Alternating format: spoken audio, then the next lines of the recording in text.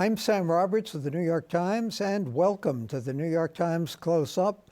On this program, we feature leading newsmakers and the New York Times journalists who are covering them. This week, we look at the New York Times itself through the eyes of a veteran Times journalist, respected for his insights and his in-depth reporting. Adam Nagourney has been at the Times for more than 25 years, covering politics. He became the paper's Los Angeles bureau chief in 2010, joined the political desk earlier than that, and today we discuss his new book, The Times: How the Newspaper of Record Survived Scandal, Scorn, and the Transformation of Journalism. We'll talk about the Times' internal dynamics and the commitment to journalistic integrity and the challenges we face to remain one of the world's most influential news organizations. Adam, you interviewed some 300 people in the preparation of this book. Are they all still talking to you after the book came out? I think I did more than 300 interviews. I'm not sure how many people I talked to, but I think they're all talking to me. We'll find out, but so far so good, I guess. But the book talks about how different the Times is today from the Times you and I first went to, how different journalism is today. Is it better, worse, or just different? can I say yes to all three? Sure. I mean, there's some things that I think people might miss from what the New York Times was, but it needed to change, right? It could not keep doing what it was doing. The publisher, over the course of the book, Arthur Sulzberger Jr., realized that advertising was dripping away. The Times, I think, was still held in esteem, but people were going to other places to get news and certainly moving away from print to digital. So, in some ways it's different. In some ways it's better. I think the digital presentation of many stories is just stunning. I could see where some people might miss the curation of the front page. I mean, the front page obviously still exists. But generally, I think, progress is what it is. And generally, it's better than it's not. And I think the Times is an example of that. How long will the front page still exist? How long will we have a paper, New York Times? And what do you call it these days? Do I say I work for a newspaper or I work for the Times? And what is the Times? I've dealt with this question a lot in terms of when I talk about the book. I still call it the paper, even though it's not really a paper anymore. I think that's a good way to call it, or the Times. I think people know what you mean when you say that. In terms of how long it will exist in print, this would just be a guess, and I think you'd get different answers from different executives, but I'm thinking 10 years, maybe 15. Because we're down to something like about 300,000 in print circulation. I think it's more, but I think it's 9 on Sundays, but that's off well, the top that's of my head. good. Yeah. And digital circulation is now in the multi-millions, 10 million. 10 million. And the focus of the newsroom now, the first priority of the newsroom is the digital report. There's still people who work and do obviously a really good job on the print paper. A lot of people read it, and it's a source of revenue. But when people walk into the paper every morning, you're supposed to think about digital. And that is one of the big transformations that's happened just over the past couple of years, because people are really wedded to the New York Times they grew up with or wanted to work with. The idea of the sort of paper, 6-column, kind of gray front page. That's changed. And how has it changed? How has it changed how we present the paper, in quotes, to our readers, to our viewers, in effect? I think the main way it's changed is those 10 million people are looking at the New York Times on their phone, maybe on an iPad, maybe on a computer, but they're not looking at it as paper anymore, so you think about it differently. Stories are presented differently throughout the day. There's still, I know, as much thought into what gets attention on the front page of the web, if you will, but it's different, it's more dynamic, it moves quickly. There's more live stuff going on. It tries to be on top of the news so that people can come back to the paper, right, repeatedly during the day and find out what's going on. One of the things that always concerns me, both as a reporter for the Times and as a reader, is how much of what's on the web is driven by traffic, driven by clickbait. Obviously, the Times has the same business. It stays in business by appealing to advertisers, by appealing to subscribers, which it always did, like any newspaper. But how much of that is driven by what attracts readers, attracts viewers minute by minute? It used to be that if we had a story on the front page, it would attract people day after day. Now it's minute by minute, and we can measure that minute by minute. So how much of what is on that home page changes according to reader interest, rather than our judgment of what may be important, what people should be reading, even if that judgment involves a certain egotism, if you will, on our part. How much of it is we put stuff there that we think readers are reading, and sometimes put it there day after day. The Times front page never has the same story one day from the next, but the homepage online will sometimes have the same story because that story is picked up by readers day after day. Listen, I think, Sam, you put your finger on what is one of the big sort of struggles of the paper going forward, now that it really is a subscriber model newspaper where you really care about people clicking on what you do. And obviously there's going to be some temptation to go to stories that get a lot of traffic, but they also tend to be the most newsworthy stories. And I think what's most important is, I mean, you and I can go through your homepage every day and see stories that you think are more designed just to bring people in. But I think the Times is still very, very serious about doing very serious journalism. And I think that's one of the through-point themes of this book. And, like stories, I'm not remotely picking on the story because I thought it was terrific, but the stories about water in the West, I wonder how many readers that got. Well, but or the mosquito, right? The danger of mosquitoes. Those are big deal, important stories that the Times does well, that always has defined Times journalism. I talked to Joe Lelyveld, I remember, in one of the, I would argue in some ways, the last of the great paper editors, and he was just sort of like transitional that way, or just pre-transitional. And one thing he said to me was that he enjoyed putting Bosnia stories at the lead of the paper. In other words, it's the most important story in the paper, even though he knew people might not read it. And then he goes, in some cases, it's because he knew people would not read it. When Princess Di was killed in the car accident, I can't even tell you what year it was. It happened right on deadline. They remade the front page. I think it was for a Sunday, and they made it the front page story with, I think it was a 3-line head above three columns.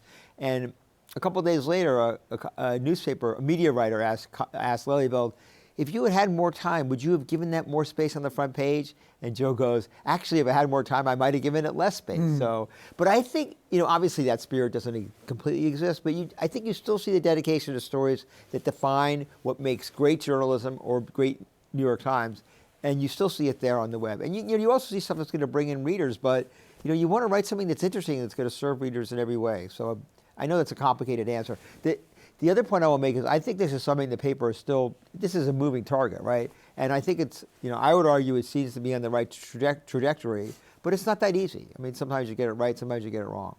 And also when you look at what other papers are doing, if you look at the Wall Street Journal, the Washington Post, Right. Other papers online, I think I can say this even though I work for the Times, I don't see anyone doing much of a better job than we are in presenting the news online.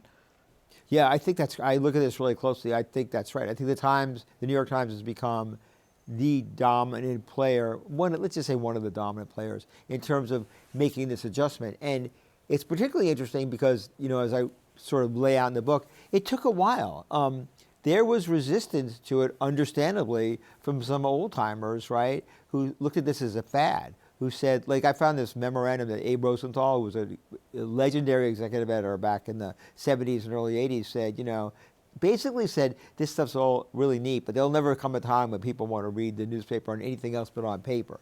I will say there are exceptions to that. So again, Arthur Sulzberger Jr., who became publisher, 25 years ago, 30 years ago, from the beginning, I think that he understood or thought that the paper would have to change to something different. And that was key to the paper's success. There were two reasons I think that was the case with Sulzberger.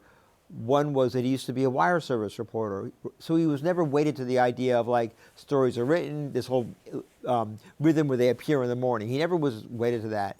And the other was, and I'm not being flip, he was a Star Trek fan. So he would say, I don't care if we have to beam the news into their heads, we're just going to get it to them. And when you look at the course of that over the years, including when he decided in consultation with other people to impose a paywall, you realize, what a big deal that was and what a big deal his being there was. He always said he was platform agnostic. Platform agnostic. Which is how he described it. When you talk about how the attitudes changed, I have to say, I remember when we started this program, Right. which was 1992, we were not allowed to give the headlines from the next day's paper. Yeah. Why? Not because we were afraid that other of competition, that it would, steal the stories, but we thought it was too promotional. It's too self-promotional. Interesting. Well, we've come a long way Yeah. since then.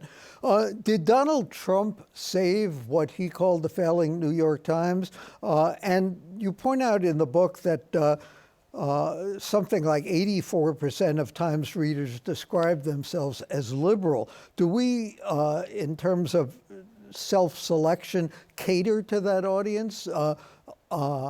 Do we put in stories, articles, apart from opinion pieces, that cater to a liberal readership? I end this book, this is answering your question, just coming a little from another perspective. I end this book in 2016 with the election of Donald Trump and with an epilogue afterwards. And the reason I do that is because I think a lot of these questions that you're raising now will be resolved over time. And what I found is when I was looking back over these past 40 years, I was in a much better position to sort of understand stuff, report stuff, offer perspective on stuff. I had access to oral histories that some of the key people did years ago. I had access to all kinds of documents. And I think that helped me understand a lot of that stuff. And I think that when you come into the present, it becomes harder to figure out the real significance of the stuff, significance of these events. And I think you need to wait to find out. And I often find that when you read a history book that brings itself into the present, which is fine, that the book feels really rushed as you get closer to where we are because the writer has nothing more to add. I'm not sure I have anything more to add to what's been going on over the past couple of years because I don't really know that much behind the scenes stuff, and I don't really know we really understand what this all means. So take, for example, the Trump bump, right? I think, that it actually, from what I've seen, that it helped the paper for 2 years, but the paper, if you look at those numbers, they keep being really strong. So, in 10 years or 15 years, when someone else comes along and does this book, hopefully, I think that should be, I'm not telling them what to do, that should be one of the key issues they look at. Similarly, and this in a weird way, not in a weird way, this gets to the click issue you raised before. Does the paper cater to its liberal readership in terms of getting more interest, in terms of story selection, maybe even story writing? Again, I just think that's an ongoing kind of struggle. I think at the end of the day, the answer is no, but I wouldn't be presumptuous enough to try to answer it right now. Well, it's been 7 years since Trump was elected. Right. Is it a cop-out to say, we haven't been too anti-Trump, or is it not possible to be too anti-Trump these days? I mean, it might have been 7 years since Trump was elected, but he's still as much in the news as ever. So. Right. Okay, Yeah, I'll buy that. You said one of your goals in writing the book was to try to help people understand what makes the Times, what motivates the men and women who put out the paper. So what is it that motivates the men and women who put out the paper? I mean, Times reporters, as you know, like reporters everywhere, tend to be really insecure and need recognition like a kid. Oh, come on, really? And come into work every day feeling they failed. So that's the dynamic that makes it a successful newsroom. But I also think that people who work at the Times and other papers, I don't want to put down other papers at all, for the most part, really believe in the mission of the paper, which is to try to get information out, to try to help people understand the world around them. I mean, it sounds kind of corny, but I really believe that's what people think about. And they're all, again, as we know over the years, have been exceptions to this, but that's really the agenda for most people coming into the newsroom. And I think that's, the paper has always sort of held itself out to be extraordinary, which can in some ways be irritating and self-involved and, everything critical that can be said about the Times is true. But I think also, and I think this is because of the Sulzbergers, it definitely has a mission. And, we know what it is, and I think it's been clear since, the family bought the paper in 1896. And they have kept to it. Speaking of a mission, speaking of keeping to it, Vanity Fair asked you a question that seems like a reasonable one. Mm-hmm. Considering you still work at the Times, right? why should readers trust your views on the place? Aren't you restrained from being honest about it? Yeah, no, I think that's a perfectly fair question. I think one reason I made the decision to end the book in 2016 is so that I am not writing about people who I work for or even with. There are two exceptions to that. One is A.G. Sulzberger, the publisher. I write about him earlier on in his career. I don't write about him. Basically don't write about him at all as publisher. He was a key figure early on at the paper because of the innovation report, which I think was a sort of motivation for the way the paper transformed over the years. The other person was Carolyn Ryan, who was a managing editor, but she was not, in the book, she's not a key player. She's still a key player now. She's sort of mentioned and involved with certain issues. So I think that that's a legitimate question. I think, without sounding like politicians that you've interviewed so many times, I think people should read and judge for themselves. The reception I've gotten mostly is that, even I think overwhelmingly, so the book is really tough and really fair. I agree. Not a single villain in the book, as you point out. It talks about a lot of flaws, a lot of failures, like in any organization, because it is put out by human beings. Does all that infighting, does all of those flaws and failures, did they make any difference? I mean, the Times still wound up being, we'd like to think, a great newspaper. Yeah, I mean, I thought about that a lot because I write about the failings and the human failings of people and the infighting and all that. And I think that it might have altered the course of the paper over the years, and it had its ups and downs. It led to some really huge mistakes, Iraq coverage, the lead up to the Iraq War, the Jason Blair plagiarism. But it keeps moving forward, and the paper, the paper survives its bad chapters and its bad editors, and it says a lot about the DNA of the paper that it did. Two of the editors I write about a lot, who I think were both brilliant and obviously really flawed because they got fired, were Howell Raines and Jill Abramson. If you read the chapters on them, they were really involved in some difficult moments in the newsroom, and they made some bad decisions. But I think they were also part of the overall journalistic growth of the paper. I mean, it's interesting. You go back and you look, the paper kept getting better, even as it made big mistakes. And I think that continued under the two of them. What about the great man or great woman theory of history? Did we see that end with Abe Rosenthal years ago? And is that true of journalism or society or the Times? Are there great people like that who influence today? Are there columnists? Are there editors who we can look to in the same way that we did in the past? And is that good or bad? Good or bad? I don't think they are to the extent that Rosenthal was, or even Frankel, or maybe Lelyveld was. But they're still really big figures. I mean, they're not as colorful. They're not as polarizing. They're not as dictatorial, dare I use that word, as they once were, because you cannot be in this world that we live in now. But they're still really big figures, and I think the paper reflects to some extent the editors who were there. What's changed is that I think reporters are much more of a voice, and I'm not going to call it a democracy, but it's a much more shared experience. Should it be a democracy? I would argue no, but that reporters should definitely have a voice. You saw this change, like, I forget, you started under Abe Rosenthal. I think under Abe Rosenthal, who was editor through 1986, I think. I don't remember the exact year. People in the newsroom were really afraid to dissent. I mean, it was a really cold, difficult...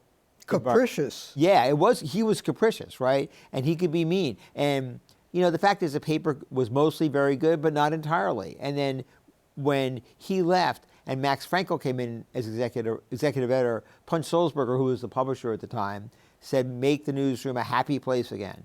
And he came in and he tried to do that to some extent, right? Because obviously they're all... Never happy, right? It's never happy, said. Yeah. But you saw this moment, what I was leading up to was Max made this decision to publish the name of a rape victim in the William Kennedy Smith case. It's worth Googling if you don't remember it, but it was a pretty wild case.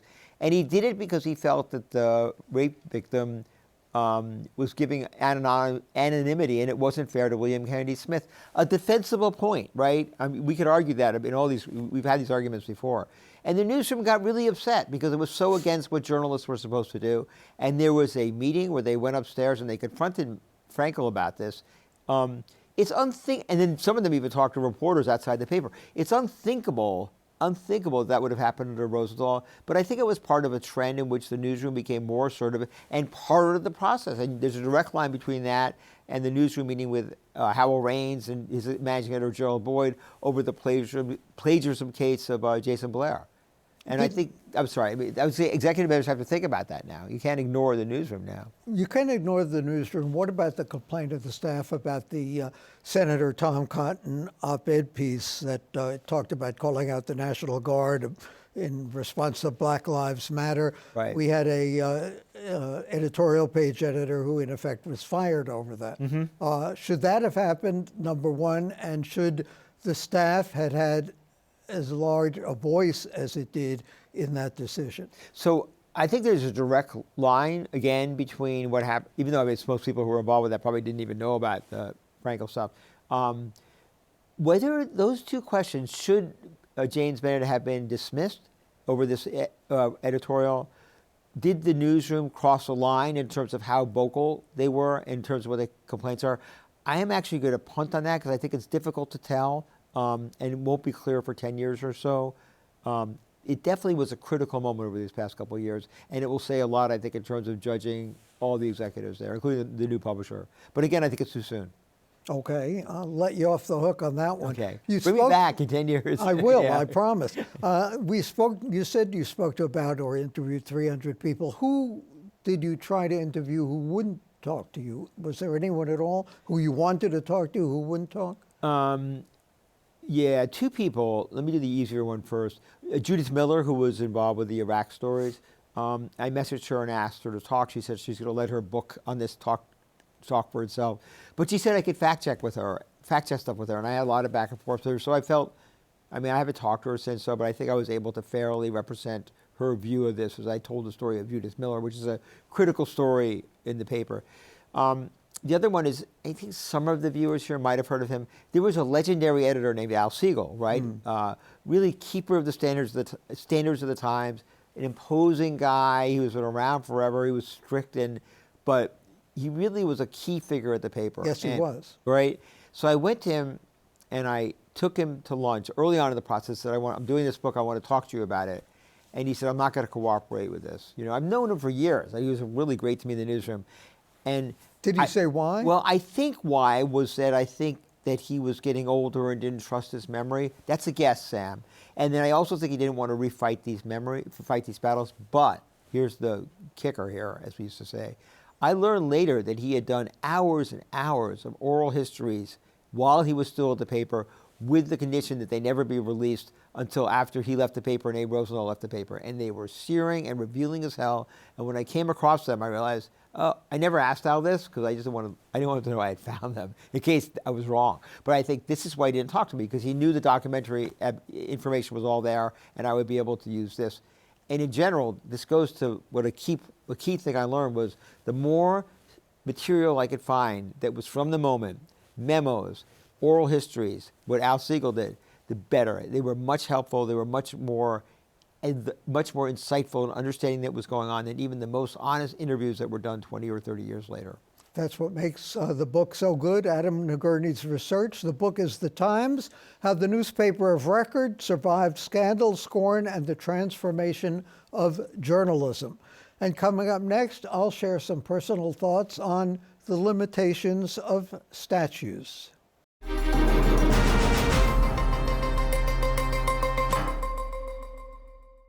We were taught that Columbus discovered America, but how could he have if people were already living there? Indigenous people, but descendants of people who also had arrived from somewhere else.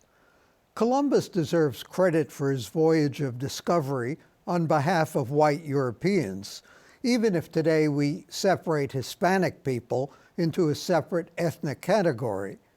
The Europeans conveniently appropriated the land he happened upon.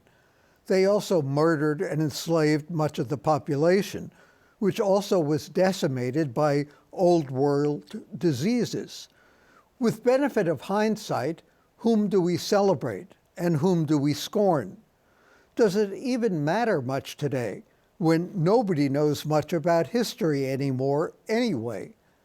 How many kids today can explain what Columbus did, for better or worse, or what George Washington accomplished, or his personal links to slavery in New York and Virginia, much less place them in perspective? The first option of a bill percolating in the City Council would blindly deal with the dilemma by taking it out of sight as well as mind. The bill would require the removal of any public monument that depicts a person who, quote, participated in, promoted, or enjoyed significant economic benefit from the institution of slavery or crimes against humanity. Talk about slippery slopes. Jefferson has already been banished from the City Council chamber. But what about Washington's effigy?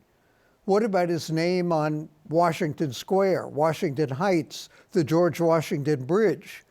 Sure, he had slaves, as did many white men then, even fledgling abolitionists. But Washington also signed the first treaty with the Creek Nation, even if it was later abrogated. And if we start with Columbus and Washington, there's no stopping. What about Henry Hudson, Peter Cooper, General Sherman and Sheridan? Do we rename Delancey Street because he was a Tory? The council offered an alternate solution, if somewhat begrudgingly, for works that for whatever reason cannot be removed. The city would have to install a plaque explaining what the person commemorated did to qualify for removal. That's a much better idea. Let's not erase history. It isn't over. It's ever evolving. Better to place it in today's context. The other day, I saw the new Martin Scorsese film, Killers of the Flower Moon. It's about the mistreatment of Native Americans in the early 20th century. Spoiler alert, most of the white characters are odious, but if there's one hero, it's an unlikely one by today's standards. J. Edgar Hoover. For the New York Times and CUNY TV, I'm Sam Roberts.